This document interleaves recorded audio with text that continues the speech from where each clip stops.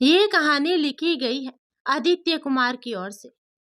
मम्मा, एक समोसा दादी माँ को दे आऊं क्या? अरे, तुझे कितनी बार बोला है कि ये बुढ़िया उस बुढ़िया के लिए नहीं बनाई मैंने। चुपचाप खा ले, वरना तुझे उस बुढ़िया के साथ कमरे में बंद कर दूंगी। मम्मी का इस तरह गुस्सा देखकर बेचारी रिंकू चुपचाप खाना खाने लगी। इस घर में दादी माँ के अलावा उसका कोई दोस्त नहीं था, इसलिए वह हमेशा अपनी दादी माँ के साथ खेला करती थी। पापा की इकलौती संतान होने के कारण दादी माँ के अलावा और कोई नहीं था जो उसके साथ खेल सके। पर कविता हमेशा उसे अपनी सास के पास जाने से रोकती थी, क्योंकि उसका मानना था कि वह एक अभागन है जिसने उसकी पहली संतान को निगल लिया था। दरअसल 1 साल पहले की बात है। दादी पोता पार्क में घूमने गए थे। घर आ रहे थे कि तभी किसी गाड़ी ने पीछे से टक्कर दी और पोते की उसी वक्त मौत हो गई, जबकि दादी पूरी तरह से घायल हो गई थी। जिसके बाद से कविता अपनी सास से और भी ज्यादा नफरत करने लगी थी। अज्जी आज दुकान से जल्दी ही आने वाले थे, क्योंकि आज कविता का जन्मदिन था। इसलिए कविता ने पहले से ही सब तैयारी कर रखी थी, बस अज्जे का इंतजार था। शाम को एक छोटी सी पार्टी भी रखी थी, जिसमें कविता ने अपनी कई सहेलियों को इनवाइट किया था। कविता खाना खाकर अपनी सास के लिए थोड़ी सी दाल व सूखी रोटी रिंकू के हाथ भिजवा देती है। रिंकू खाना लेकर दादी माँ के कमरे में जाती है। दादी माँ, दादी माँ, आपके लिए खाना लाई हूँ, लो खाओ। आओ मेरी रानी बेटी, मेरी गोद में बैठो। नहीं दादी माँ, मम्मी ने मना किया है कि उस बुढ़िया की गोद में नहीं बैठना। अगर मम्मा ने देख लिया तो मम्मा मुझे खाना नहीं देगी।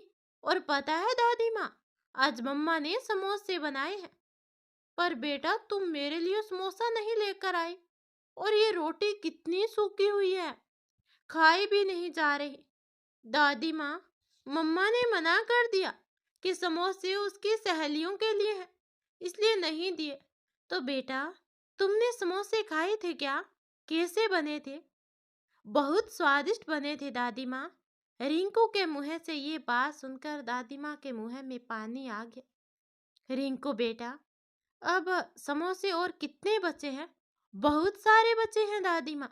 अभी तो दादी माँ, मैं देखती हूँ, अगर मम्मी किचन में नहीं हुई तो मैं आपके लिए एक समोसा ले आऊंगी।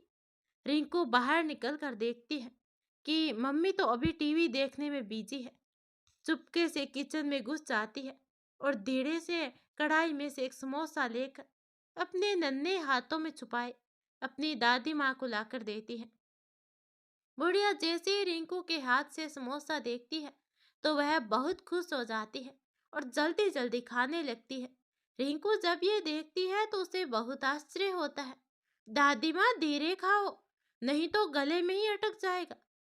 बुढ़िया थोड़ी ही देर में समोसा चट कर जाती है। वास्तव में समोसे बहुत स्वादिष्ट थे।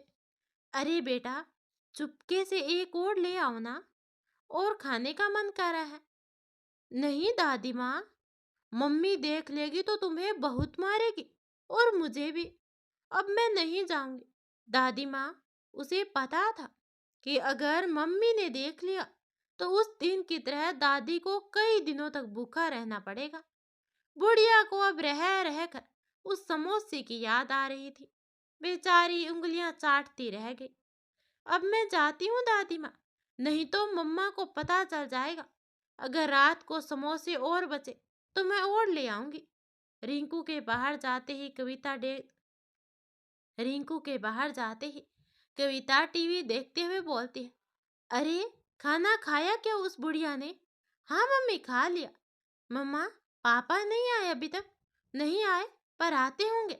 मम्मा, आपने मेरे लिए पापा से क्या मंगवाया? तुम्हारे लिए इस बार एक बड़ी सी गुड़िया मंगवाई है। और दादी माँ के लिए? कुछ नहीं। वैसे भी क्या जरूरत है उस बुढ़िया के लिए इतने पैसे खर्च करने की? तभी अचानक कविता बोलती है, वो देखो, तुम्हारे पापा आ गए। पापा, पापा। चिल्लाती हुई रिंकी अपने पापा की गोद में चढ़ जाती है।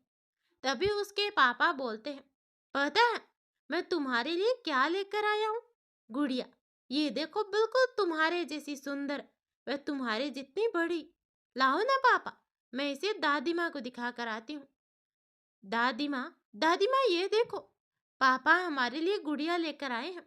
देखो कितनी सुंदर है। हाँ, ये तो वाकई बहुत सुंदर है, बिल्कुल तुम्हारी तरह। अजय ने कहा, ये लो कविता, तुमने जो मंगाया था सब है ना? देख लो कहीं कोई सामान छूट तो नहीं गया।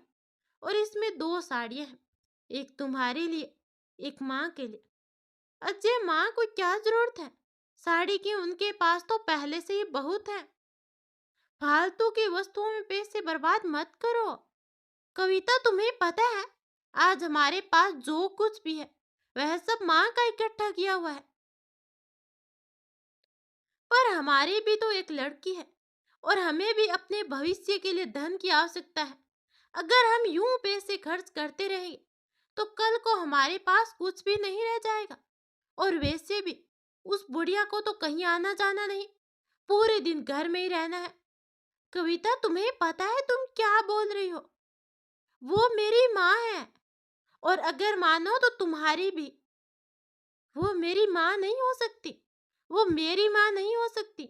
वह अभागन मेरे बेटे को निगल गई। खबरदार कविता, अगर और एक अपशब्द मेरी माँ के विषय में बोला तो मुझसे बुरा कोई नहीं होगा। मेरा भी फैसला सुन लो। अजय, तुम आज से इस घर में या तो बुढ़िया रहेगी या मैं। तुम जा सकती हो, मैं तुम्हारे लिए अपनी माँ को नहीं खो सकता। हाँ, तो मैं भी नहीं रहना चाहती इस घर में। अब जाओ, अब आओ रिंकू, चलते हैं। हम कभी वापस नहीं आएंगे इस घर में। नहीं मम्मा, मुझे नहीं जाना आपके साथ, मुझे दादी माँ के पास ही रहना है। अरे, तुम भी उस बुढ़िया के साथ रहकर उसकी भाषा बोलने लगी है? तो ठीक है, जब श्याम को मेरी याद आएगी तब देखना। मम्मा, आप मत जाओ ना प्लीज। किसके साथ सोऊंगी मैं फिर? अपने पापा के पास सोना, मैं जा रही हूँ अब। पापा, रोको मम्मी को, नहीं तो वो चली जाएगी। नहीं बेटा, उसे जाने दो। और अगर चाहो तो तुम जा सकती हो, नहीं तो मैं दादी माँ को छोड़कर कहीं नहीं जाऊंगी। कविता गुस्से में घर से निकल गई और अपने मायके चली गई। कविता को गए आज 2 दिन हो गए थे। दादी माँ को जब ये पता चला तो उन्होंने 2 दिन से खाना पीना छोड़ दिया। कविता हमेशा उसे बुरा भला कहती, यहाँ तक कि खाना भी ढंग से नहीं देती। फिर भी उसकी सास उसकी इतनी ज्यादा फिक्र किया करती थी, उसे बहुत बुरा लगता था।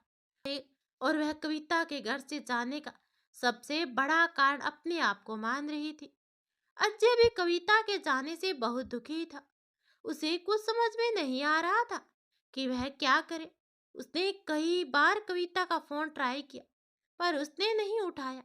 अजय बालकनी में आज अकेला बैठा सोच रहा था कि आखिर कविता ऐसा कैसे कर सकती है। उसने तो साथ जीने मरने का वादा किया था। सोचते हुए अजय अपने अतीत के आगोश में खो गया। उसे अपने वो कॉलेज के दिन याद आने लगे जब कविता उसे पहली बार मिली थी। कितनी अनजान व अजनबी थी वो। भोला मुख, हिरनी सी आंखें, वह उसका यूं शांत स्वभाव, हमेशा दूसरों के लिए जीने वाली। पहली ही बार में अजय उसमें इस तरह खो गया। उसने सबके सामने उसे प्रपोज कर दिया और कविता भी उसके इस साहस को देखकर उसे ना ना बोल सकी। कितनी अच्छी थी वो जिंदगी। न कोई गम था, न कोई समस्या, और न ही किसी का कोई दबाव। बिल्कुल ही स्वतंत्र, किसी किसी आजाद पंछी की तरह, जिसकी न कोई राह होती है और न ही मंजिल। उसे अच्छी तरह से याद है जब एक बार कविता के पापा ने उसे अज्जे के साथ देख लिया था। फिर भी उन्होंने उसकी पसंद को ज्यादा महत्व दिया और दोनों की शादी कर दी। अज्जे पिछली बातों में खोया हुआ था। तभी रिंकी चिल्लाते हुए आई, पापा, पापा, मम्मी का फोन आया है, आपसे बात करने को बोला है। रिंकू की आवाज सुनकर वह अपने ख्यालों से बाहर आया। रिंकू फोन लिए खड़ी थी अजय ने फोन उठाया तो सामने से कविता की आवाज आई। हेलो अजय, कैसे हो आप? मैं ठीक हूँ। आप ठीक हो? मैं भी ठीक हूँ। अजय, मुझे रिंकी चाहिए। मैं उसके बिना नहीं रह सकती। प्लीज मुझे मेरी बेटी दे दो। लौट आओ कविता अपने घर। देखो कोई कब से इंतजार कर रहा है आपका। रिंकू भी तुम्हारी और हम सब भी। प्लीज लौट आओ ना। नहीं अजय, अब शायद ये संभव नहीं है। जब तक आपकी माँ उस घर में रहेगी तब तक मैं लौट कर नहीं आऊंगी। अब फैसला आपको करना है कि आप किसे चाहते हो, माँ या मैं। और मैं रिंकू को लेने आ रही हूँ। भेज दोगे ना मेरे साथ उसे? हाँ ले जाओ। अगर वह खुशी खुशी जाना चाहे। आपकी बेटी है, वो आपके पास ज्यादा खुश रहेगी। ये कहते कहते अज्जे का गला रुंध गया। शब्द पता नहीं कहाँ गुम हो गए। अब बहुत ज्यादा टूट चुका था वह कभी भी कविता से दूर नहीं रहना चाहता था और माँ को भी अपने से अलग होते नहीं देख सकता था। उसकी जिंदगी में एक ऐसी शाम होने जा रही थी जिसके बाद सदियों के बाद भी कोई उजाला नजर नहीं आ रहा था। अब उसे फैसला करना था कि उसे अपना भविष्य चाहिए या गुजरा हुआ अतीत।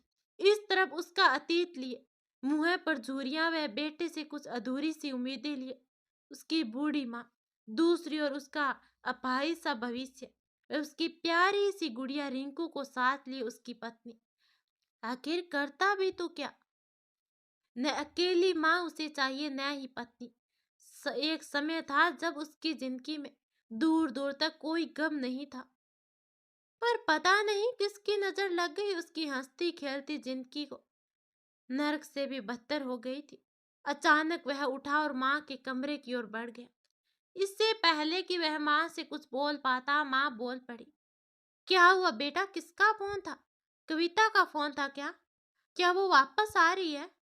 हाँ माँ, वापस आ रही है, पर रहने के लिए नहीं, हमेशा के लिए हमसे दूर होने व रिंकू को ले जाने के लिए। अज्जय ने कविता के साथ हुई सारी बातें माँ को बता दी।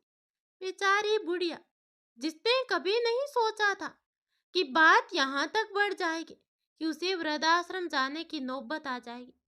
अज्जय की बात सुनकर बेचारी कुछ देर खामोश हो गई।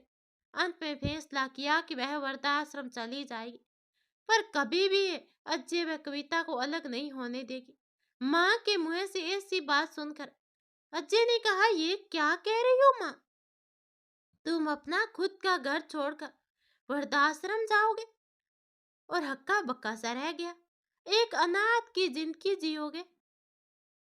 मैं ये कभी नहीं होने दूंगा। क्या आप कविता के लिए अपना घर छोड़कर जाओगे? अगर होता, अच्छा होता अगर मैंने आपके खिलाफ जाकर कविता से शादी न की होती तो शायद आज ये नौबत नहीं आती।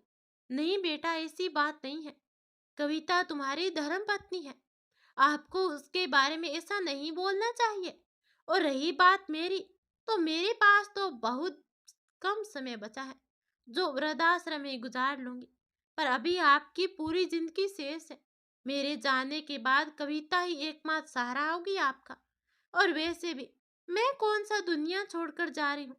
जब कभी भी याद आए मेरी तो मिलने चले आना। वहां पर भी सुविधा होगी, नर्स डॉक्टर, आपको भी कोई परेशानी नहीं होगी और न ही कविता को। माँ के बहुत ज्यादा समझाने पर अजय मान गया और माँ को वृद्धाश्रम छोड़ने के लिए तैयार हो गया। दूसरे दिन माँ का सारा सामान पैक कर अजय माँ को न चाहते हुए भी उनकी जिद के कारण वृद्धाश्रम छोड़ आया। कविता को जब ये पता चला तो वह तो बहुत खुश हो गई कि अब उसे उस घर में कोई समस्या नहीं होगी और वह अपने ससुराल वापस लौट आए। पर अजय अजय में वो पहले जैसी बात नहीं रह गई थी। अजय अब पहले जैसा बिल्कुल नहीं था। वह बहुत ज्यादा उदास रहने लगा था और बहुत समय वह मौन ही रहा करता था। कविता जिस खुशी की लालसा में यहाँ आई थी वह उसे अब यहाँ बिल्कुल नजर नहीं आ रही थी। अजय हमेशा सुबह माँ से मिलने आया करता था। वह वह जब भी उस वृद्धाश्रम से गुजरता माँ से मिलकर ही जाता। वृद्धाश्रम आने के बाद अज्जी की माँ अचानक बीमार रहने लगी। डॉक्टर नर्स सब बहुत परेशान हो गए। लेकिन अज्जे की माँ के कहने पर किसी ने भी अज्जे से इस बारे में बात नहीं की, क्योंकि अज्जे की माँ चाहती थी कि वह हमेशा खुश रहे। जब कई दिन बाद ही तबीयत में सुधार नहीं हुआ, तो डॉक्टरों ने उन्हें एक बड़े हॉस्पिटल में चेकअप के लिए भेज दिया। जब रिपोर्ट आई तो पता चला कि उन्हें तो कैंसर है और ये बीमारी लगभग 2 वर्ष पहले से है। लेकिन अज्जे इस बात से बिल्कुल अनजान था। अज्जे जब भी माँ से मिलने आता तो कविता को बहुत बुरा लगता। वह हमेशा उन्हें वहां से जाने से रोकती थी। वह कभी कभी रिंकू को भी साथ ले जाया करता था, जिससे कविता और भी ज्यादा बिगड़ जाती। अब अज्जे भी काम के दबाव के कारण कई दिन बाद भी जाया करता था, पर उसे यह पता नहीं था कि उन्हें कैंसर है। अब उनकी तबीयत और बिगड़ने लगी।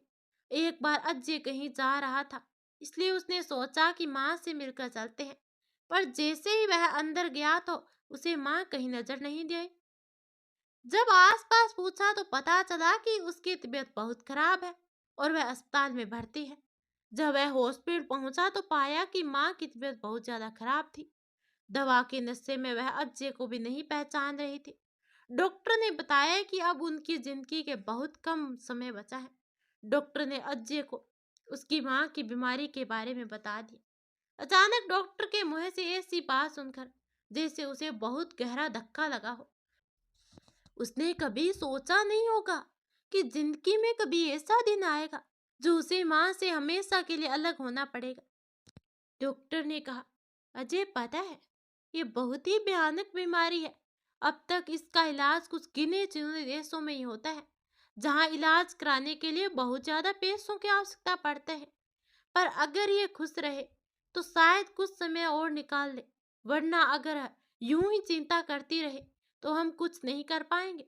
डॉक्टर इन्हें खुश रखने के लिए मुझे क्या करना चाहिए? अजय, आप इसे अपने पास घर ले जाओ। घर को छोड़कर ही इनकी तबीयत ज्यादा डाउन हो गई है। अगर आपके साथ रहेगी तो आप इनकी दवा दारू भी अच्छे से कर सकते हैं और अच्छे से देखभाल करने से इनकी जिंदगी कुछ आसान हो जाएगी। हो सके तो आप इनका इलाज अमेरिका से करवा लो और आप इन्हें कल शाम को घर ले जा सकते हैं। डॉक्टर से सलाह लेकर अजय भी घर की ओर चला। अब उसे एक इंसान दिखाई दे रहा था, वो थी कविता। उसे मनाना शायद उसके बस की बात नहीं थी। उसे अच्छी तरह से पता था वह इसके लिए कभी नहीं मानेगी, पर अगर माँ को घर नहीं लाया तो बहुत बड़ी अनहोनी हो जाएगी। जब अजय घर पहुंचा तो रिंकी भागकर उसकी गोद में चढ़ गई। पापा, आज आप दादी के पास गए क्या? कैसी है वो? मेरी याद आती है उसे? हाँ बेटा, आपको बहुत याद करती है और कल हम उसे फिर से घर ले आएंगे। सच्ची? सच्ची क्या पापा? हाँ सच्ची। अजय जब कविता के पास गया तो वह खाना बना रही थी। कैसी हो कविता? मैं ठीक हूँ। अजय, आप ठीक हो ना? नहीं कविता, मैं ठीक नहीं हूँ। पता है, आज मैं मम्मा से मिलकर आया। उनकी तबीयत बहुत खराब है। उन्हें कैंसर है। डॉक्टर ने बताया कि उनके पास 1-2 दिन का समय बचा है।